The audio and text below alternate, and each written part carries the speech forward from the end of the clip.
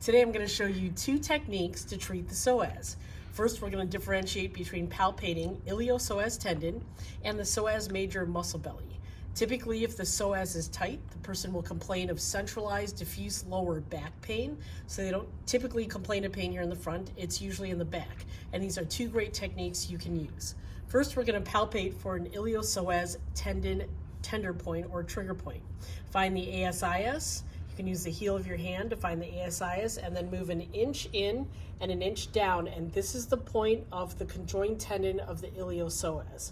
If this is tender, then we will apply a counterstrain technique. You always want to compare it to the other side. So again, ASIS, an inch in and an inch down, and that's where you'll palpate the conjoined tendon of the iliacus and psoas major, or the iliopsoas tendon.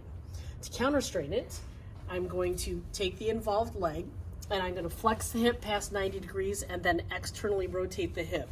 I'm going to have the person bring up their other leg and I will cross their ankles and then support their ankles on my thigh. This way I can hold it for 90 seconds without using too much effort.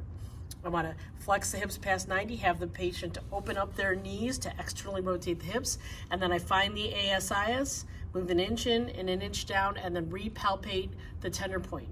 If you are in a correct position, that tender point will be at least 70% diminished, hopefully totally gone. If you are at that point, you hold it for 90 seconds, and then you'll passively return to neutral. If you get in this position and it's still tender or not at least 70% alleviated, then you want to try a little bit more hip flexion and a little bit more hip external rotation to get rid of that tender point.